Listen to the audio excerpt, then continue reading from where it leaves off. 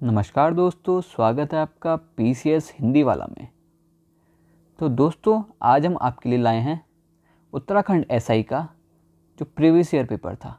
ठीक है, जो उत्तराखंड एसआई का जो 2015 में जो पेपर हुआ था उसके मैथ्स के क्वेश्चन। ठीक है, हम क्या मैथ्स के सारे क्वेश्चन, मैथ्स में आप जानते हैं 75 क्वेश्चन आए थे। ठीक है, हम क्या करेंगे, सारे के सारे जो मैथ्स के क्वेश्चन हैं उनको क्या करेंगे, हम यहाँ पे इस क्लास में सॉल्व करेंगे। हम इसको 2 या 3 पार्ट में बनाएंगे इस वीडियोज़ को, क्योंकि 75 क्वेश्चन बहुत ज़्यादा होते हैं।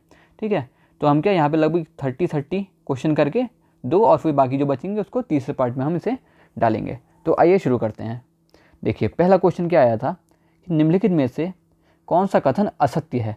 ठीक है, पहला कथन क्या है, 5184 का वर्गमूल 72 है, 1444 का वर्गमूल 38 है, 1296 का वर्गमूल 34 है और 1521 का वर्गमूल 39 है। तो हम क्या देख लेंगे, यहाँ पे जो नंबर्स हैं इनके क्या स्क्वायर करके हम देख लेते हैं यहाँ पे। जैसे कि अगर मैं देखूँ क्या 72 का मैं स्क्वायर करूँ तो 72 का स्क्वायर क्या होता है, यहाँ पे 72 का स्क्वायर होता है 5184 होता है, जो बिल्कुल सही है। ठीक है, 38 का मैं स्क्वायर लिखूँ यहाँ पे तो क्या होता है 1444 होता है। ठीक है, अगर मैं 34 का स्क्वायर करूँ तो ये क्या होता है हमारे पास, ये निकल के आता है 1156। तो यानी कि ये वाला कथन क्या होगा, गलत है। क्या असत्य पूछा है ना, तो आंसर क्या होगा, सी आंसर यहाँ पे होगा हमारे पास। ठीक है, अगला क्वेश्चन क्या था कि यदि 3 क्रमागत पूर्णांकों का गुणनफल 720 है, ठीक है, तो उनका योग क्या होगा। देखिए, ऐसे क्वेश्चन से क्या करना है ना आपको, ऐसे क्वेश्चन में आपको ऑप्शंस के थ्रू जाना है। ठीक है, तो आप क्या कर लेंगे, हम कोई भी नंबर के, क्योंकि क्रमागत है ये।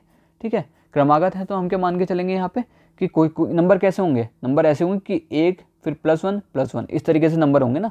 यानी कि क्या, जैसे 7 8 9 इस तरीके से एक के बाद एक जो नंबर होते हैं। ठीक है, इस तरीके से क्या होंगे, नंबर होंगे, क्रमागत का मतलब है। तो हम क्या मान लेते हैं, हम इसे कैसे करेंगे, पहले हम लिख देते हैं यहाँ पे, इन क्वेश्चन करने का तरीका आप देख लीजिए प्लीज़। तो क्या लिखते हैं 720 हम लिख देते हैं। अब यहाँ क्या लिखते हैं 720 को हम लिखते हैं 72 × 100 लिख देते हैं यहाँ पे हम। ठीक है, सॉरी क्या 10, 72 × 10 लिख देते हैं हम। तो ये क्या हो जाएगा, 720 लिख दिया मैंने यहाँ पे। अब 72 को हम क्या लिख सकता हूँ, देखो मैं लिख सकता हूँ इसे 8 × 9। ठीक है, क्या लिख सकता हूँ मैं इसे 8 × 9 और ये क्या था पीछे से × 10। देखिए 3 क्रमागत नंबर आ गए हमारे पास। ठीक है, तो हमें इन क्वेश्चन को इसी तरीके से हैंडल करना है। अब हमसे क्या कहा है कि उनका क्या करना है, हमें योग निकालना है। ठीक है, तो 3 नंबर हमारे पास हैं तो इनका योग निकाल दीजिए, 8 + 9 + 10। तो ये क्या आ जाएगा हमारे पास 27। तो आंसर क्या होगा यहाँ पे, डी वाला आंसर होगा यहाँ पे। ठीक है, आई होप आपको समझ में आ रहा होगा। देखिए, अगला क्वेश्चन जो उत्तराखंड एसआई में पूछा गया था, बहुत आसान क्वेश्चन पूछा गया था कि क्या कह रहा है, log 1 + 2 + 3 का मान होगा। मैं आपको बता दूं कि log a + b + c को हम कैसे लिख सकते हैं, हम इसे लिख सकते हैं log a, हम इसे लिख सकते हैं यहाँ पे log a + log b + log c। ठीक है, यानी कि हम तोड़ के लिख सकते हैं ऐसे। तो यहाँ पे क्या है हमारे पास, यहाँ पे log 1 + 2 + 3, यानी कि हम इसे लिख सकते हैं log 1 + log 2 + log 3, यानी कि कौन सा आंसर होना चाहिए, इसका होगा बी आंसर। ठीक है, आइए थोड़ा सा आगे बढ़ते हैं अगले क्वेश्चन में। देखिए, अगला क्वेश्चन क्या कह रहा है, देखिए यहाँ पे। ठीक, अगला क्वेश्चन हमसे कह रहा है कि यदि 1/x + 1/y = 1/z है, तो हमें क्या दे रखा है उसने कि 1/x + 1/y कितना है, 1/z के इक्वल है। ठीक है, और एक्स वाई कितना दे रखा है, कितना है, z है। तो हमें क्या निकालना है, x और y के समानांतर माध्य निकालना है। देखिए, समांतर माध्य का, जब 2 नंबर के समांतर माध्य कहेगा ना, समांतर माध्य का मतलब हमें क्या निकालना है, यहाँ पे समझ लीजिए एवरेज निकालना है एक तरीके से।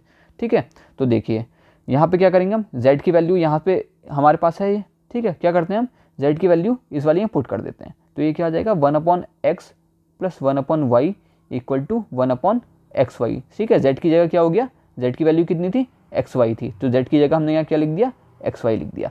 ठीक है, अब हम क्या करते हैं, इस xy को यहाँ पे ले जाते हैं ऊपर ना, तो ये ऊपर जाएगा तो क्या हो जाएगा xy/x + xy/y = यहाँ क्या बचेगा, 1 बचेगा। अब देखिए x से गया x, y से गया y, तो यहाँ पे क्या बचा हमारे पास y + x = 1। हम इसे सजा के लिख लेते हैं ऐसे करके।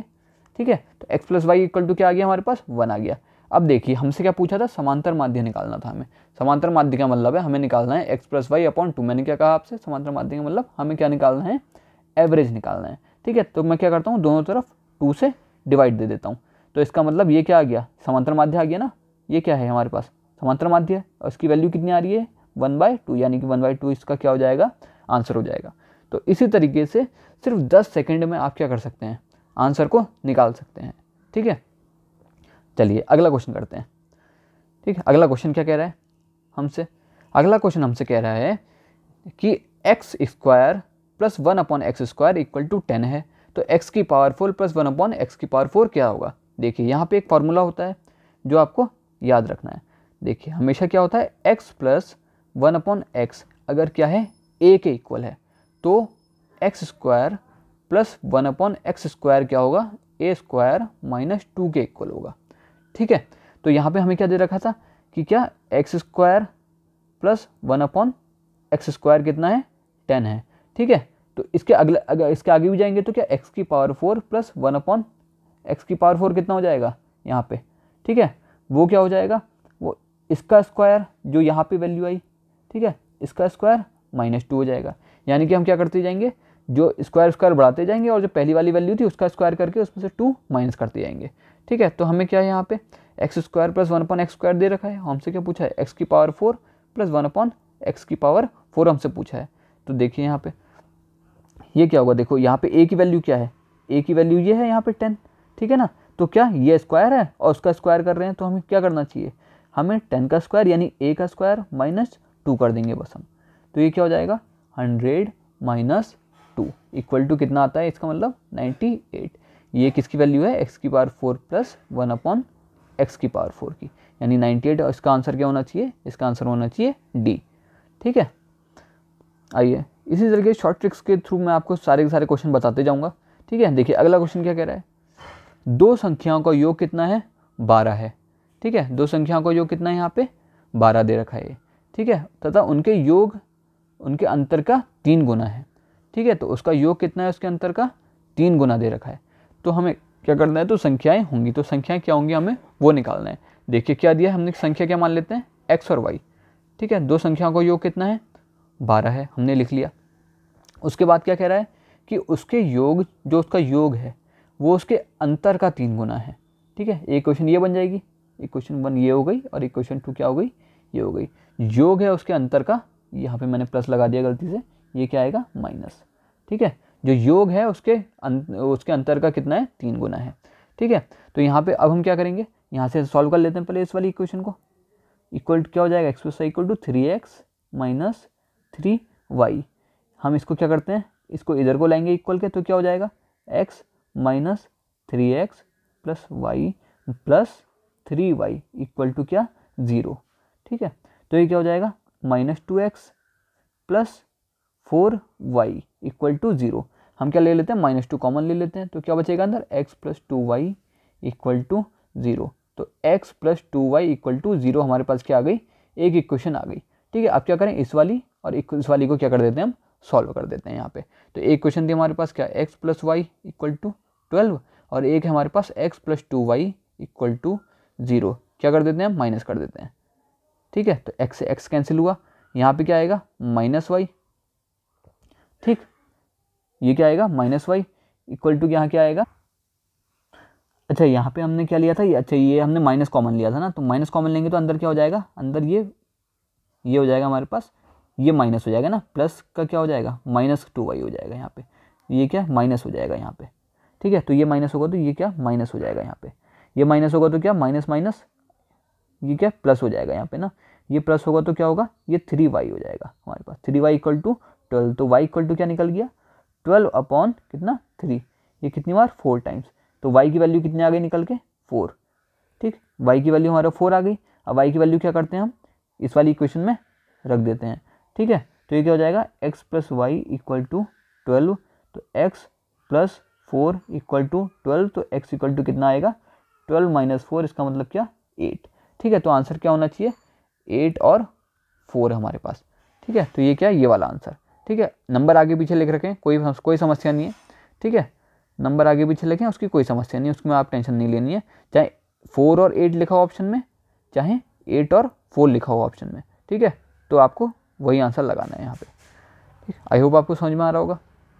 और कोई आपके सजेशन है पीसीएस हिंदी वाले से रिलेटेड, ठीक है, तो आप मुझे दे सकते हैं कि हमें और क्या क्या आपके लिए क्लासेस लानी चाहिए। अगर आप कहेंगे रीजनिंग की क्लासेस, तो हम क्या रीजनिंग का पेपर भी आपके लिए जो एसआई का हुआ था वो हम लेके आएंगे, ठीक है। अब देखिए अगला क्वेश्चन क्या कह रहा है। अगला क्वेश्चन जो आया था हमारे पास, क्या आया था, देखिए 122 नंबर इसलिए आ गया ना क्योंकि पिछली बार जो पेपर हुआ था उसमें इस तरीके से क्वेश्चन दिए हुए थे कि जैसे क्या 101 नंबर का क्वेश्चन मैथ का है, फिर 104 नंबर का क्वेश्चन मैथ का है, फिर उसके बाद 108 नंबर का क्वेश्चन मैथ का है, फिर 110 नंबर का क्वेश्चन मैथ का है। इससे बीच बीच में और भी क्वेश्चन, कोई बीच में रीजनिंग के क्वेश्चन पड़े थे, बीच में जीएस के क्वेश्चन पड़े थे, ठीक है। तो मिक्सअप करके दे रखे थे पिछली बार, इसलिए क्या ये 122 नंबर सीधे आ गया है। देखिए अब यहाँ पे क्वेश्चन क्या कह रहा है, यहाँ पे क्वेश्चन हमसे बोल रहा है कि 2c equal to a plus B है और 2a equal to c plus D है यहाँ पे, ठीक है। तो हम क्या करते हैं, देखो हमें ऐसे क्वेश्चन में क्या करना है ना, हमें कोशिश करनी है कि हम क्या करें, कुछ ऐसी वैल्यूज़ ले लें जो इन इक्वेशन को क्या करें, क्या सेटिस्फाई करें। जैसे कि मैं क्या मान लेता हूँ, a equal to 4, b equal to क्या 2, c इक्वल टू 3 और d इक्वल टू क्या 5। देखो यहाँ पे क्या हो रहा है, अगर मैं a क्या 4 रखूँ और b 2 रखूँ और c 3 रखूँ, यहाँ रखो जरा, देखो 2c equal to a plus B में क्या c की वैल्यू 3 रख दी तो ये क्या आ जाएगा 6 हो जाएगा, a की वैल्यू 4 रख दी प्लस b की वैल्यू 2 रख दी, तो ये इक्वेशन सेटिस्फाई हो रही है इसका मतलब, ठीक है। और सेकंड बारी में क्या है, सेकंड इक्वेशन क्या है, 2a equal to c plus D, A की वैल्यू क्या है 4 है, तो ये क्या हो जाएगा 2 इंटू 4 यानी कि 8, ठीक, इक्वल टू c की वैल्यू क्या है 3 और d की वैल्यू क्या है 4 यानी कि 8 इक्वल टू 8, ये भी सेटिस्फाई हो रही है। इसका मतलब ए बी सी डी की क्या ये मान क्या कर रहे हैं, सेटिस्फाई कर रहे हैं। तो ये आपको थोड़ी सी प्रैक्टिस से आपको अंदाज़ा लग जाएगा कि आप क्या वैल्यूज़ रखें, और रखना आसान होता है, ठीक है ना, रखना आसान है, कोई इतना टफ नहीं है। तो इसमें से अब देख लेंगे हम क्या क्या क्या सेटिस्फाई कर रहा है, ठीक है। देखो लास्ट वाला ऑप्शन देखते हैं, जैसे कि क्या कह रहा है, a plus C equal to B plus D. तो इसमें क्या कह रहा है, देखो a की वैल्यू 4 रखी हमने, b की और c की वैल्यू हमने क्या रखी 3, ठीक है, इक्वल टू b की वैल्यू 2 रखी हमने, d की वैल्यू क्या रखी 5। देखो तो लास्ट वाला ऑप्शन क्या कर रहा है, सेटिस्फाई कर रहा है इन वैल्यूज़ को, ठीक है। तो क्या हो जाएगा, आंसर भी क्या हो जाएगा, a plus C equal to B plus D, ठीक। आइए अगला क्वेश्चन करते हैं। देखिए अगला क्वेश्चन क्या कह रहा है ना, अब अगला क्वेश्चन बोल रहा है कि दो संख्याओं का योग कितना है 11 है, यदि इन संख्या में 27 जोड़ दिया जाए तो संख्या पलट जाती है तो संख्या होगी। तो यहाँ पे क्या लिखना चाहिए ना, इसे जो क्वेश्चन आया था क्वेश्चन में लिखना चाहिए दो संख्याओं के अंकों का योग, ठीक है, अंकों का योग कितना 11 है, ठीक। और अगर संख्या में 27 जोड़ दें तो ये संख्या क्या हो जाती है, पलट जाती है उस समय पे, ठीक। देखो पहले इक्वेशन क्या बनेंगे, माना कि दो अंक क्या है x और y हैं, तो अंकों का योग कितना हो गया 11 है। इक्वेशन 1 हमने क्या पकड़ ली, ये पकड़ ली।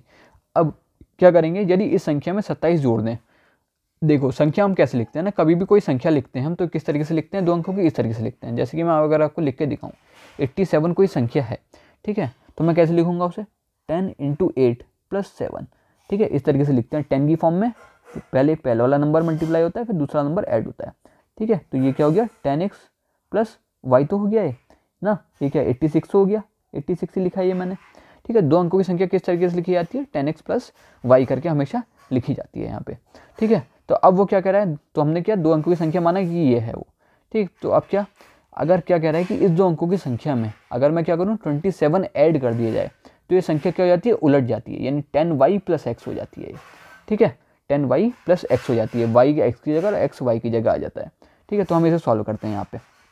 देखो ये क्या है 10x, मैं इन वाले नंबर को क्या इन वाली संख्या को क्या ले आता हूँ, इधर ले आता हूँ x को x के साथ, ये इधर आएगा तो माइनस एक्स हो जाएगा प्लस वाई, ये उधर आएगा तो माइनस 10y हो जाएगा, ठीक है, इक्वल टू क्या माइनस का 27 को मैं क्या ले गया उधर को ले गया, ठीक है। तो ये क्या आ जाएगा हमारे पास 9x, ठीक, क्या minus 9y equal to minus 27, ठीक। अब क्या 9 कॉमन आ रहा है यहाँ से, तो x minus Y equal to minus 27, तो x minus Y equal to minus 27 upon 9 से गया ये क्या 3 टाइम्स, तो हमारे पास जो इक्वेशन आई वो क्या आई निकल के x minus Y equal to क्या माइनस का 3, तो इक्वेशन 2 हमने ले ली। तो एक क्वेश्चन ये है हमारे पास, एक क्वेश्चन ये है, दोनों क्या करें हम सॉल्व कर देते हैं। देखो क्या होगा x plus Y equal to कितना 11 और ये वाली क्या x minus Y equal to क्या माइनस 3, तो ये क्या y से y कैंसिल हुआ तो 2x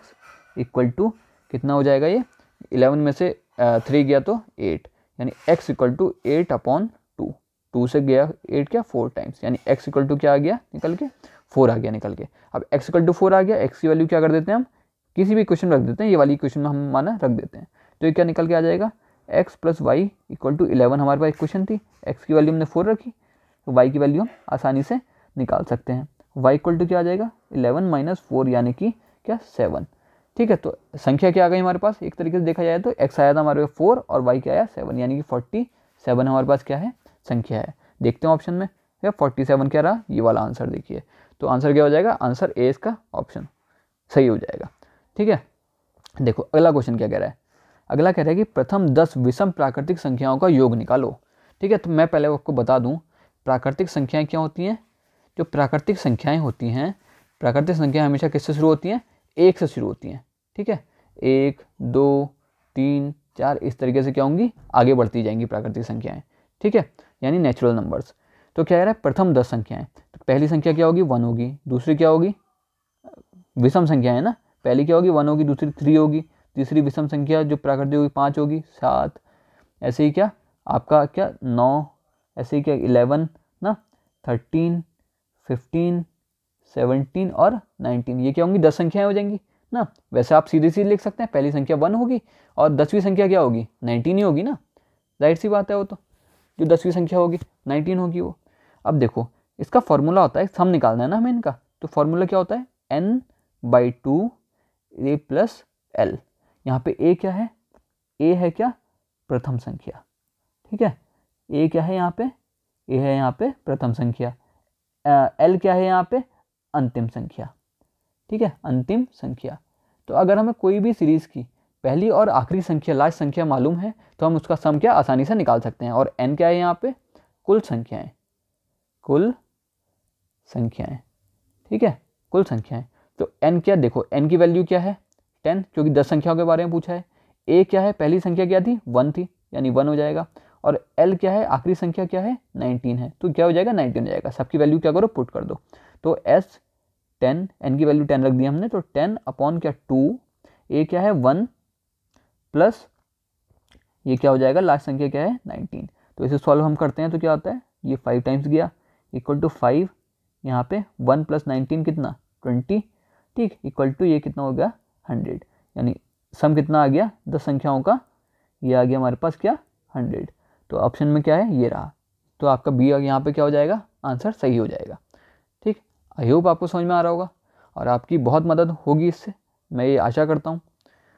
ठीक है, देखिए अगला क्वेश्चन क्या कह रहा है, यदि संख्या 5 8 क्या है संख्या हमारे पास 5 8 2 4 और ये स्टार, ठीक है, को क्या कर रहे हैं 11 से विभाजित कर रहे हैं।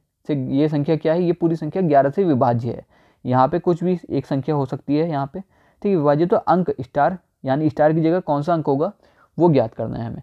देखिए 11 से डिविजिबिलिटी का रूल क्या होता है ना, जैसे कि क्या कोई ये संख्या है, ठीक है, कोई ये संख्या है, तो जो संख्या का जो अल्टरनेट होते हुए हम क्या करते हैं छोड़ते हैं और उन्हें ऐड कर देते हैं। ठीक है, यानी कि हम क्या a + c निकालेंगे, ठीक है, और क्या निकालेंगे b + d निकालेंगे, यानी अल्टरनेटिवली संख्या को छोड़ते जाएंगे और ऐड करेंगे साथ में। ठीक है, a को c के बीच में b छोड़ा और c के साथ ऐड कर दिया, d को b में c छोड़ा बीच में और d के साथ ऐड कर दिया। ठीक है, यहाँ पे b में d के साथ ऐड कर दिया, ठीक है, ये d के साथ यहाँ पे d के साथ ऐड कर दिया हमने। ठीक है, तो अगर ये क्या हो जाए, अगर इनका अंतर, ठीक है, ये जितना आएगा निकल के और ये जितना आएगा निकल के, इनका अंतर भी 11 से विभाजित होता है या शून्य आ जाता है इनको माइनस करके, तो क्या हो जाता है वो संख्या क्या होती है 11 से विभाजित होती है। जैसे कि ये संख्या यहाँ पे लिखी हुई है 2 4 और स्टार, ठीक है, स्टार की जगह हमें देखना है, तो हमें क्या करना है, सबसे पहले यहाँ से लीजिए और क्या इसको और इसको अल्टरनेटिवली छोड़ते जाइए और सम लिख दीजिए 5 + 2 + स्टार, स्टार हमें पता नहीं है अभी, तो ये क्या आ जाएगा 7 + स्टार। यहाँ पे लेंगे दूसरी बारी में 8 और 4, ठीक है ना, तो ये क्या हो जाएगा हमारे पास 8 + 4 कितना होता है 12 होता है। अब मैंने क्या कहा दोनों का अंतर ले लो, ठीक है, अंतर लेंगे तो क्या हो जाएगा 12 - 7 + स्टार, यही होगा। ठीक है, तो 12 में से क्या 7 माइनस हुआ तो क्या आ जाएगा 5 आ जाएगा, और माइनस का स्टार, क्योंकि माइनस अंदर गुणा होगा तो माइनस प्लस माइनस हो जाएगा। तो स्टार को क्या क्या रखें हम कि क्या मैंने क्या किया, या तो शून्य आ जाना चाहिए या फिर क्या 11 कोई ऐसा नंबर आना चाहिए 11 से डिवाइड हो। तो 5 अगर स्टार की वैल्यू क्या 5 हो जाए यहाँ पे, तो 5 में से 5 होगा तो 0 हो जाएगा, और 0 हो गया तो वो संख्या 11 से डिवाइड होगी, यानी स्टार की वैल्यू क्या होगी यहाँ पे, स्टार की वैल्यू यहाँ होगी 5। ठीक है, यानी कि ऑप्शन सी मेरे भाई। ठीक है, तो आई होप आपको समझ में आ रहा होगा। देखिए अगला क्वेश्चन क्या कह रहा है। देखिए बहुत बढ़िया ट्रिक मैं आपको बताता हूँ इस वाले क्वेश्चन को करने की। ठीक है, ये इसमें कह रहा है कि मेरे भाई इसमें बोल रहा है कि निम्नलिखित में से कौन सी संख्याएं, कौन सी भिन्नें बढ़ते हुए क्रम में हैं। ठीक है, हमें क्या दे रखी है, 1 2 3 4 5 भिन्नें दे रखी हैं हमें। ठीक, तो हमें इस वाले क्वेश्चन को कैसे हैंडल करना है ये आप देखेंगे यहाँ पे। देखो हमें क्या करना है, सबसे पहले कोई भी एक ऑप्शन लिख लो, ठीक है, अपने आप से, या फिर ऑप्शन में ही सॉल्व कर लो। वैसे तो आप पेपर आपके सामने होगा तो आप ऑप्शन में सॉल्व कर लेना, मैं अलग से करके आपको यहाँ दिखा देता हूँ खाली। ठीक है, हमने क्या करा, किसी भी एक ऑप्शन को जो आपका मन करे उसको क्या करो, उसमें पकड़ लिया हमने, उसे माना। ठीक, अब देखो हमें क्या करना है, हमें देखना है अब अंतर दोनों का। ठीक है, नीचे और ऊपर कितना अंतर है, 1 का अंतर आ रहा है, कितना अंतर है, 2 का अंतर है, कितना अंतर है, 2 का अंतर है, कितना अंतर है, 2 का अंतर है, कितना अंतर है, 1 का अंतर है। ठीक है, अब हम क्या करेंगे, जो जितना अंतर है उससे ऊपर वाली संख्या को क्या करेंगे, भाग देंगे। तो 1 से 2 डिवाइड कितनी बार, 2 बार जाएगा ना। 2 से 3 डिवाइड कितनी बार जाएगा, 1.5 बार जाएगा। 2 से 7 डिवाइड कितनी बार जाएगा, 3.5 बार जाएगा। 2 से 9 डिवाइड कितनी बार जाएगा, 4.5 बार जाएगा। 1 से 8 डिवाइड कितनी बार जाएगा, 8 बार जाएगा। तो यानी आपको दिख रही है सबसे छोटी संख्या, सबसे छोटी वाली है कौन सी है, ये है। ठीक है, फिर कौन सी आएगी, सबसे छोटी कौन सी है, 1, जिसका आया 1.5, यानी 3/5 सबसे छोटा नंबर है, यानी कि ये बढ़ते हुए क्रम में जाना है ना, सबसे छोटा ये है। ठीक है, इससे बड़ा कौन सा है, 2, 2 का मतलब क्या 2/3, यानी ये वाला। ठीक है, इसके बड़ा कौन है 3.5, यानी 7/9, यानी कि ये वाला। ठीक, और उससे बड़ा कौन है फिर क्या, ये वाला 9/11, क्योंकि 4.5 आ रहा है तो ये वाला। और सबसे बड़ा कौन है 8/9, क्योंकि 8 आ रहा है ये वाला। तो यानी ये वाला सबसे छोटा है, और ये वाला क्या है, सबसे बड़ा है ना, क्या है, बड़ा है ये। तो यानी कि ऑप्शन क्या होगा, ये वाला। ये क्या बढ़ते हुए क्रम में क्या होगा, बी ऑप्शन है, वैसे लेंगे यहाँ पे। ठीक है, आई होप आपको ये ट्रिक समझ में आई होगी, बहुत ही आसान तरीका था। ठीक है, अब यहाँ देखो अगला क्वेश्चन, ये क्वेश्चन यूकेपीएससी का बहुत ही फेवरेट क्वेश्चन है, तो इस क्वेश्चन को तो सीख लो ध्यान से। ठीक है, इस क्वेश्चन को ध्यान से सीख लो, और बहुत बढ़िया ट्रिक मैं आपको बताऊंगा इसमें, जो 20 सेकंड में आपका मुश्किल से मुश्किल ये क्वेश्चन सॉल्व हो जाएगा। ठीक है, देखो क्या बोल रहा है, एक व्यक्ति के पास क्या है, कुछ मुर्गियां और कुछ बकरियां हैं। ठीक है, यदि इनके सिरों की संख्या कितनी है 48 और टांगों की संख्या 140 है, तो मुर्गियों की संख्या क्या करो, ज्ञात करो। तो मेरे भाई सबसे पहले क्या करना है, मैं देखो एक तरफ लिख दो मुर्गी, मैं समझाने के लिए लिख रहा हूँ, आपको एग्जाम में लिखने की जरूरत भी नहीं पड़ेगी, एम लिख देना आप मुर्गी की जगह। ठीक है, एक तरफ आप लिख लो क्या, बकरी। ठीक है, ये क्या इधर लिख लो इनके सिर, और ये इधर लिखो इनके पैर। ठीक है, अब देखो हमारे पास क्या है, एक मुर्गी के पास कितना होता है, एक सिर होता है, बकरी के पास भी कितना सिर होता है, एक सिर होता है। मुर्गी के पास पैर कितने होते हैं, 2 होते हैं, बकरी के पास पैर कितने होते हैं, 4 होते हैं मेरे भाई। ठीक है, तो इसको अब देखो, इस क्वेश्चन को समझना, हम क्या मान ले रहे हैं कि सारी की सारी क्या है, मुर्गियां हैं। ठीक है, हम क्या मान ले रहे हैं कि माना सारी का मतलब कितनी 48 सिर थे ना, तो यानी 48 क्या है, सारी क्या है, मुर्गियां हैं यहाँ पे। ठीक है, सारी क्या है, मुर्गी हैं। अब सारी की सारी अगर मुर्गी हैं तो पैर कितने होने चाहिए थे ना, 48 सिर हैं, और एक मुर्गी के 2 पैर होते हैं, तो पैर होने कितने चाहिए थे, 96 पैर होने चाहिए थे। लेकिन पैर हैं कितने असलियत में, कितने, 140 पैर हैं यहाँ पे। ठीक है, कितने हैं, 140 पैर, यानी कितने पैर एक्स्ट्रा है हमारे पास, ये हमारे पास निकलने के 44 पैर। और एक बकरी के कितने पैर ज़्यादा होते हैं मुर्गी से, 2 पैर ना, क्या है, 2 पैर ज़्यादा हैं बकरी के मुर्गी से। तो हम क्या करेंगे, जितने पैर भी ज़्यादा हैं फिर बकरी के, उससे हम डिवाइड दे देंगे, 2 पैर ज़्यादा है 2 से डिवाइड दे देंगे। तो ये क्या निकल कर गई हमारे पास, ये आ गई बकरियों की संख्या। ठीक है, ये क्या है हमारे पास, बकरियों की संख्या। ठीक है, ये आई हमारे पास बकरियों की संख्या। अब बकरियों की संख्या हमारे पास है, टोटल सिर कितने थे, 48 थे, तो मुर्गियों की संख्या आसानी से निकाली जा सकती है। 48 टोटल सिर थे, उसमें से 22 क्या हैं, बकरियां हैं। अब 22 बकरियां होंगी तो क्या 26 क्या होंगी, 26 क्या होंगी, मुर्गियां होंगी यहाँ पे। ठीक है, 26 क्या आएंगी यहाँ पे मेरे भाई, मुर्गियां आएंगी, यानी ऑप्शन डी इसका क्या होगा, राइट आंसर होगा। ठीक, आई होप आपको समझ में आ रहा होगा। तो ये क्वेश्चन यूकेपीएससी का बहुत ही फेवरेट क्वेश्चन है। ठीक है, तो इसको तो आपको ध्यान ही रखना है। ठीक है, अगला क्वेश्चन क्या कह रहा है, देखो अगला क्वेश्चन हमसे बोल रहा है कि क्या अगला क्वेश्चन जो है हमसे कह रहा है कि वह छोटी से छोटी संख्या ज्ञात करो जिसे 8, 12, 15 और 20 से भाग देने पर कितना शेष बचे, 5, 9, 12 और 17 शेष बचे। तो मेरे भाई इसमें क्या करना है ना, आपको इसमें देखना है कि क्या जो संख्या, जिन संख्याओं से हम क्या कर रहे हैं, भाग दे रहे हैं यहाँ पे ना, डिवाइड कर रहे हैं, और जितना शेष बच रहा है उसको क्या लिखेंगे, नीचे लिख देंगे उसके, ठीक है, इतना 17, ठीक है, क्या लिखेंगे, ये क्या है, ये हमारे पास जितना शेष बच रहा था, ठीक है, और ये क्या है, हम ये जिससे भाग दे रहे थे ना, जिससे भाग दे रहे थे वो संख्याएं हैं, ठीक है। तो अब इनका अंतर देख लेंगे, क्या 3 आ रहा है, 12 में से 9 गया 3 आ रहा है, 15 में से 12 गया 3 आ रहा है, 20 में से 17 गया 3 आ रहा है। यानी अंतर क्या हो, जब सेम हो ना, जब अंतर क्या हो, सेम हो, ठीक है। तो हमें क्या करना है, जो ये वाली संख्याएं थी इनका क्या करेंगे, हम एलसीएम निकाल देंगे, ठीक है। क्या 8, 12, 15, 20 का क्या करेंगे, हम यहाँ पे एलसीएम निकाल लेंगे। एलसीएम जब हम निकालेंगे तो क्या एलसीएम निकाल सकते हैं आप आसानी से, आई होप सभी को आता होगा एलसीएम निकालना, ठीक। ये फिर से 2 से जाएगा तो 2 बार, 3 बार, 15 बार और 10 बार, ठीक। फिर से 2 से जाएगा 1 बार, 3 बार, 15 बार और 5 बार। अब 3 से जाएगा 1 बार, 1 बार, ये 5 बार और ये 5 बार। अब क्या 5 से बचा है तो आखिरी बार किससे चले जाएगा, 5 से चले जाएगा, ठीक। देखो 2 दूनी 4, दूनी 8, ठीक है, 3 24, 24 पंजे 120, नहीं एलसीएम निकल के कितना आ गया, एलसीएम आ गया हमारे पास 120। अब 120 एलसीएम आ गया। अब देखो शेष कितना था, हर बार क्या कॉमन शेष बच रहा था ना, ये क्या 3 शेष बच रहा था। अब 120 में से क्या करेंगे, हम इस 3 को, जितना वो क्या जब सबके लिए समान बच रहा था ना, उस 3 को क्या करेंगे, माइनस कर देंगे। तो हमारे पास संख्या क्या आ जाएगी निकल के, 117। तो यहाँ पे ऑप्शन क्या है मेरे भाई, ऑप्शन ए यहाँ पे क्या होगा, राइट आंसर होगा बिल्कुल, ठीक। चलिए अगला करते हैं। देखो क्या बोल रहा है, 14 छात्रों व उनके शिक्षकों की औसत आयु कितनी है, 15 वर्ष है मेरे भाई, ठीक है। यदि शिक्षक की आयु निकाल दी जाए तो औसत आयु 1 वर्ष क्या हो जाती है, कम हो जाती है, ठीक है। औसत आयु क्या हो जाती है, 1 वर्ष कम हो जाती है। तो यहाँ पे देखो बिल्कुल आपको पेन एक लाइन लिखनी पड़ेगी और पूरा आंसर क्या हो जाएगा, यहाँ पे निकल जाएगा। तो क्या करना है, शिक्षक की आयु हमें क्या करनी है, निकालनी है।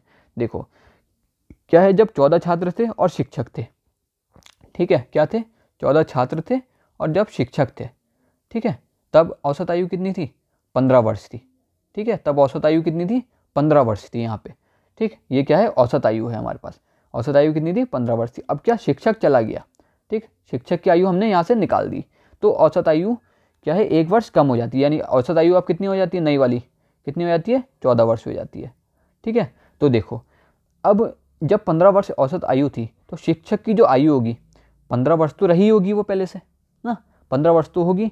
अब क्या 1-1 वर्ष की कम हो जा रही है ना, तो इन 14 छात्रों की 1-1 वर्ष आयु क्या कर लो, कम कर लो, वो किस में जोड़ दो, शिक्षकों में जोड़ दो, ठीक है, शिक्षक की आयु में जोड़ दो। तो हमारे पास क्या निकल के आ जाएगा, 29 वर्ष, यानी क्या शिक्षक की आयु निकल के आ जाएगी, ठीक।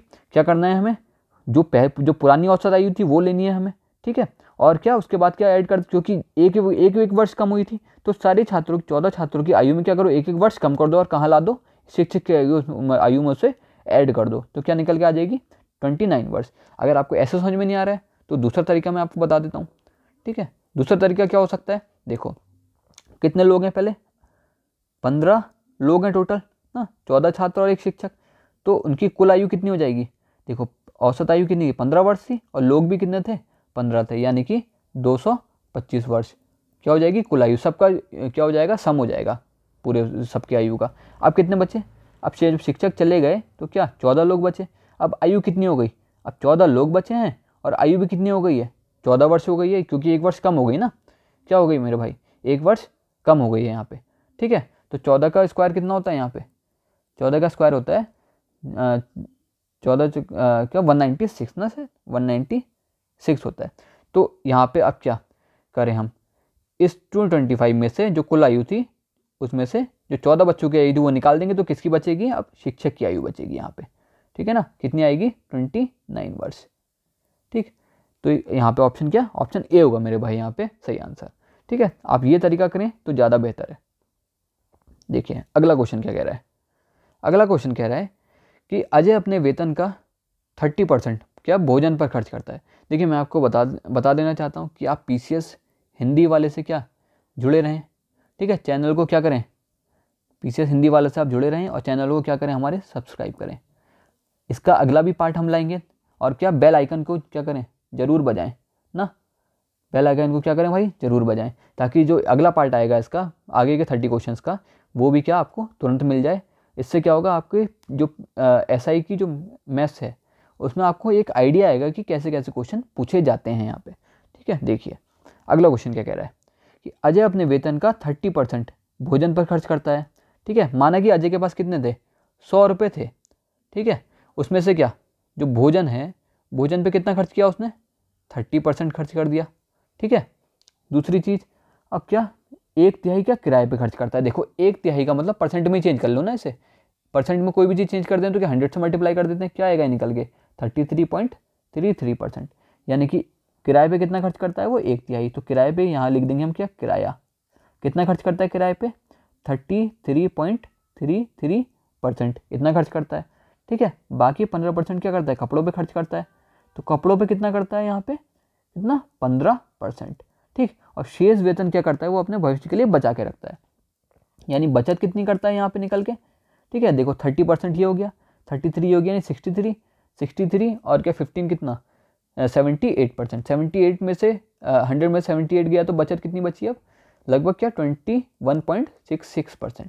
ठीक है, ये क्या उसकी बचत हो जाएगी। तो हमसे क्वेश्चन क्या पूछ रहा है, क्वेश्चन पूछ रहा है कि वह सबसे कम किस मद पर खर्च करता है। तो हमें साफ साफ दिख रहा है यहाँ पे, क्या कपड़ों पे क्या कर रहा है, वो सबसे कम खर्च कर रहा है, कितना, सिर्फ 15% ही क्या कर रहा है, वो कपड़ों पे खर्च कर रहा है।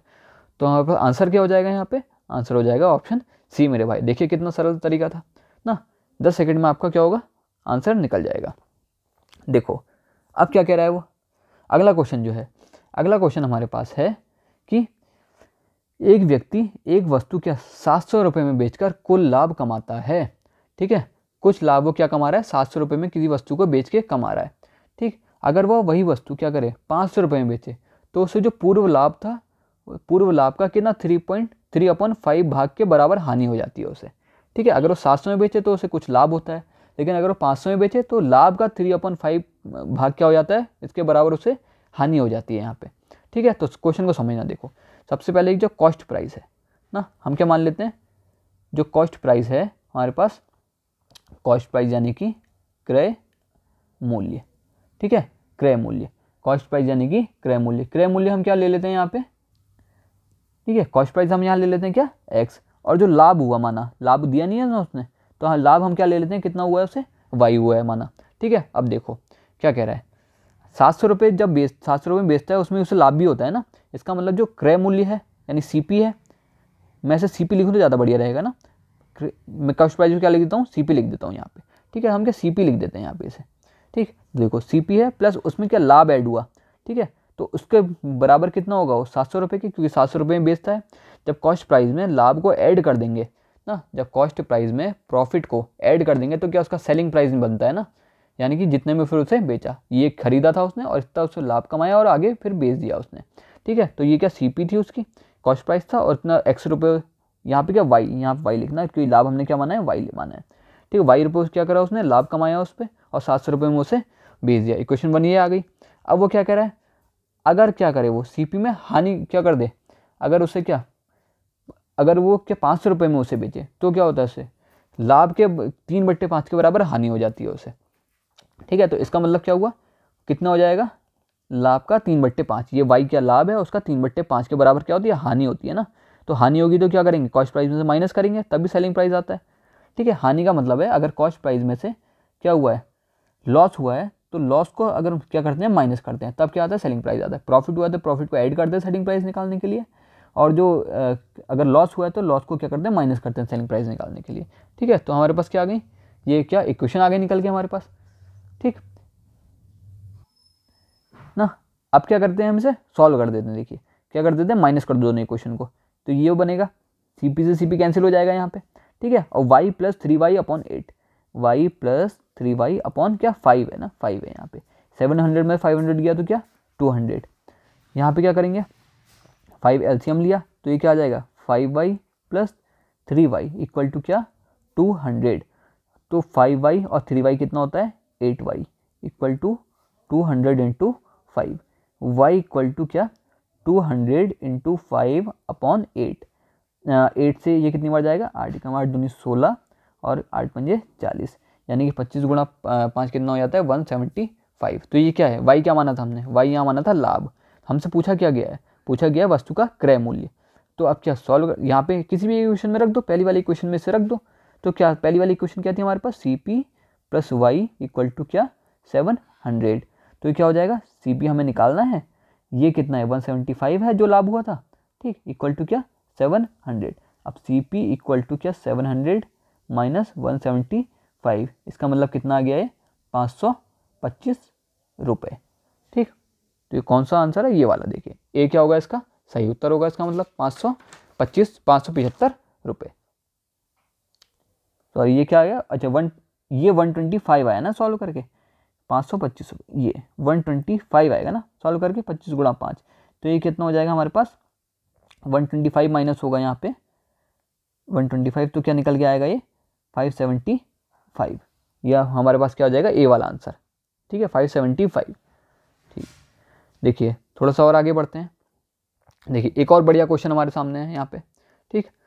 इस तरीके के क्वेश्चन क्या होते हैं, बहुत इंपॉर्टेंट है भाई, ठीक है। तो आप क्या ढंग से देखें इन्हें, ठीक। देखो अब क्या कह रहा है वो, बहुत आसान है, मुश्किल से मुश्किल 5 सेकंड में आपको क्या इसका आंसर मिल जाएगा।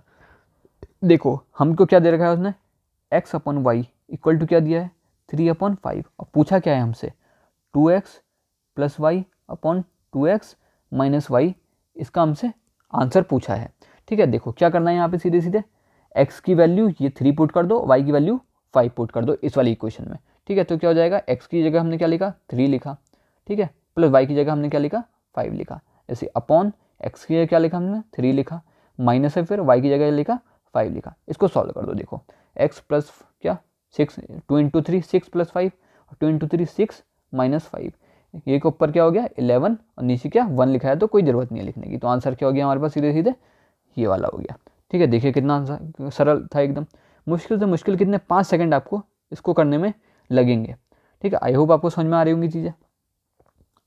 देखो अगला क्वेश्चन क्या कह रहा है, अगला क्वेश्चन हमसे बोल रहा है कि क्या ए व बी मिलकर एक कार्य को 30 दिन में कर सकते हैं, ठीक है, 30 दिन में कर सकते हैं।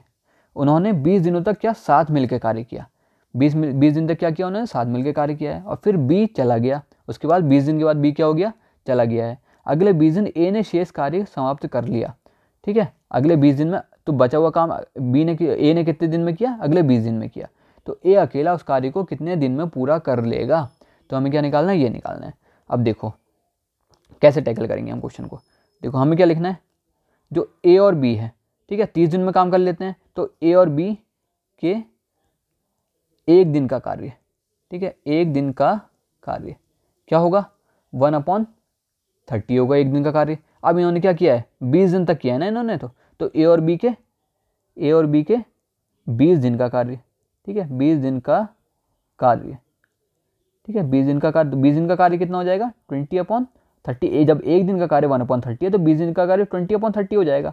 तो 0 से गया 0 यहाँ पे, ठीक है। तो क्या 2/3, इतना काम क्या पूरा हो चुका है, ठीक है, इतना काम क्या है पूरा हो चुका है। तो बचा हुआ कार्य कितना है, बचा हुआ कार्य जिसे ए अकेला कर रहा है, क्योंकि अब बी चला गया ना, जिसे ए अकेला कर रहा है, बचा हुआ कार्य कितना है, एक में से इस हो गए कार्य को माइनस कर देंगे, तो क्या निकल के आएगा हमारे पास बचा हुआ कार्य। अब देखो ए क्या करता है, इस 1/3 कार्य को जो बचा हुआ है कितने दिन में कर देता है, 20 दिन में पूरा कर लेता है ना, यही तो क्वेश्चन में दिया है, एक बचे हुए शेष कार्य को 20 दिन में करता है, ठीक है। ए क्या 20 दिन में 1/3 कार्य को करता है, तो ए एक कार्य को कितने दिन में करेगा 20 गुणा 3 दिन में, यानी कि कितना 60 दिन में, ये भी क्या है कार्य है, ठीक है ना। ए 1/3 कार्य को 20 दिन में करता है, तो ए एक कार्य को कितने दिन में करेगा 20 गुणा 3 दिन में, यानी कि कितने 60 दिन में, यानी एक कितने दिन में कार्य को कर देगा 60 दिन में, यानी ऑप्शन मेरे भाई क्या होगा यहाँ पे बी वाला ऑप्शन होगा। तो प्लीज़ मेरी आपसे रिक्वेस्ट है कि चैनल को क्या करें, लाइक करें, ठीक है, सब्सक्राइब करें, ठीक, और क्या जो बेल आइकन है उसे भी क्या करें ज़रूर दबाएं, ठीक है, उसे भी क्या करें ज़रूर दबाएं बेल आइकन को, ठीक, ताकि हमें क्या जो PCS हिंदी वाला है हम आपके लिए लगातार वीडियोस लाते रहें, और क्या आपकी इससे हेल्प होती रहे। देखिए अगला क्वेश्चन क्या कह रहा है, अगला क्वेश्चन कह रहा है कि क्या 6% साधारण वार्षिक ब्याज की दर से कोई धनराशि एक निश्चित समय में 5 गुना हो जाती है, ठीक है, तो उतने ही समय में 9% की ब्याज दर से कितने गुना हो जाएगी।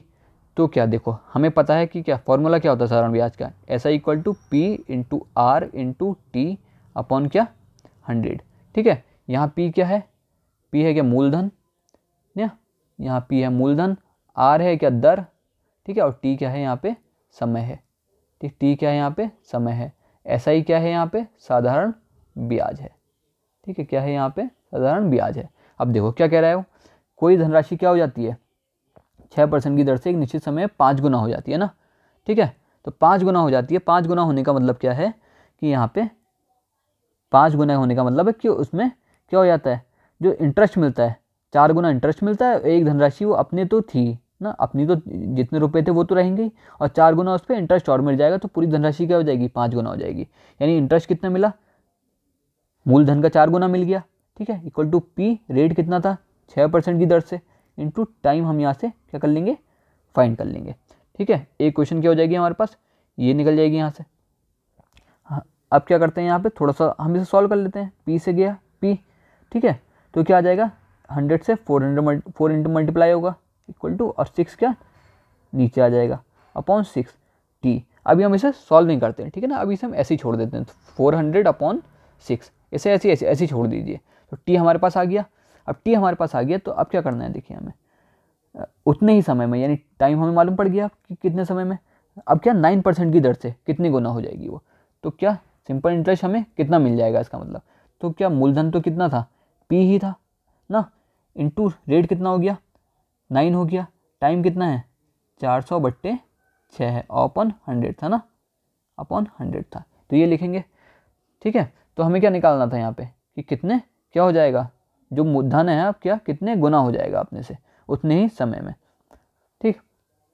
तो देखो यहाँ से क्या निकल जाएगा, अब देखो धन क्या हो जाएगा, माना कि वो क्या हो गया इंटरेस्ट उस पर एक्स कितना हो गया, एक्स गुना हो गया वो कितने अपने मूलधन का, क्योंकि कोई भी अपने मूलधन का ही होगा ना, जितने भी गुना होगा, इंटू 9 इंटू कितना 400 अपॉन कितना 600, तो पी से गया क्या पी, तो एक्स इक्वल टू यहाँ से आसानी से निकल सकता है। अब 2 जीरो से गए क्या 2 जीरो, और ये क्या हो गया हमारे पास, ये 3 से जाएगा हमारे पास क्या 2 बार, 3 2 नीचे, और ये 3 से जाएगा क्या 3 बार, तो 4 3 1 2 से क्या 4 भी कैंसिल हो रहा है यहाँ पे, तो क्या है 3 दूनी 6, तो आंसर क्या आ जाएगा हमारे पास 3 दूनी 6। आपको शायद यहाँ कैलकुलेशन दिखी नहीं होगी, मैं यहाँ दोबारा से कर देता हूँ कैलकुलेशन को, क्या हो जाएगा 9 इंटू क्या था ये 400 था अपॉन 600 था, ठीक है, 2 जीरो से गए 2 जीरो, ये गया 3 से 2 बार, ये गया 3 से 3 बार, और ये 2 से गया 4 बार, तो क्या 2 बार ना, 2 दूनी 4, तो 3 गुना 2 कितना हो गया 6, तो कितना हो जाएगा वो अपने 6 गुना हो जाएगा, ठीक है। तो धन, अब देखो उसने यहाँ ध्यान देना बात को, ठीक है, ये एक्स क्या है, एक्स है कि क्या वो कितना ब्याज मिलेगा उसे ना, जितना ब्याज मिल रहा है अपने मूलधन का मिल रहा है ना, ऐसे लिखा है मैंने इसे, तो क्या एक्स ब्याज मिलेगा और एक मूलधन तो था ही था, तो पूरा धन अपने के कितना कितना गुना हो जाएगा 7 गुना हो जाएगा, ठीक है ना। तो क्योंकि क्या सिंपल इंटरेस्ट कितना मिला 6 गुना मिला उसे, और क्या प्रिंसिपल जो अमाउंट था पहले का वो तो था ही, तो 6 प्रिंसिपल का 6 गुना प्लस 1 प्रिंसिपल, तो कितना हो गया ये 7 गुना, ठीक है। तो क्या टोटल धन कितना हो जाएगा 7 गुना। अगर यहाँ पूछता कि साधारण ब्याज कितना हो जाएगा तो वो कितना होता, तब क्या होता 6 गुना होता वो, ठीक। आई होप आपको समझ में आ रहा होगा। देखिए अगला क्वेश्चन क्या कह रहा है कि एक बाल्टी शुद्ध दूध में, शुद्ध क्या दूध से भरी हुई है, उसमें 30% दूध निकालकर उतना ही पानी मिला दिया जाता है, ठीक है, उतना ही पानी क्या कर रहे हैं मिला दे रहे हैं, और यह प्रक्रिया 2 बार और दोहराई जाती है, यानी टोटल कितनी बार 3 बार ये प्रक्रिया दोहराई गई है इसका मतलब, ठीक है। अब बाल्टी में कुल मात्रा कितने प्रतिशत पानी है, हमें क्या निकालना है कितने प्रतिशत पानी है, तो हम पहले क्या निकाल लेते हैं दूध निकाल लेते हैं आराम से, बहुत आसान तरीका होता है। देखिए ऐसा होता है ना जब क्या हो रहा है एक ही चीज़ में क्या निकाल, उसमें से क्या दूध निकाला जा रहा है और क्या पानी डाल दिया जा रहा है, फिर से उतना ही दूध निकाला जा रहा है उतना ही पानी डाल दिया जा रहा है, तो ऐसे में एक फॉर्मूला हमारे पास होता है, वो क्या होता है यहाँ पे हमें क्योंकि पता नहीं है कितनी क्वांटिटी, तो हम क्या ले लेते हैं 100 ले लेते हैं, ठीक है।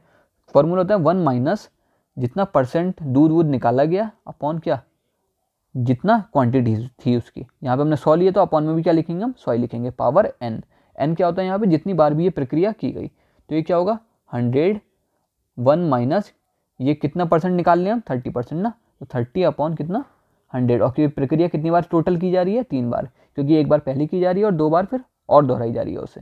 ठीक है, तो इक्वल टू क्या 100, यहाँ क्या आ जाएगा हमारे पास 70 अपॉन 100 की पावर कितनी 3।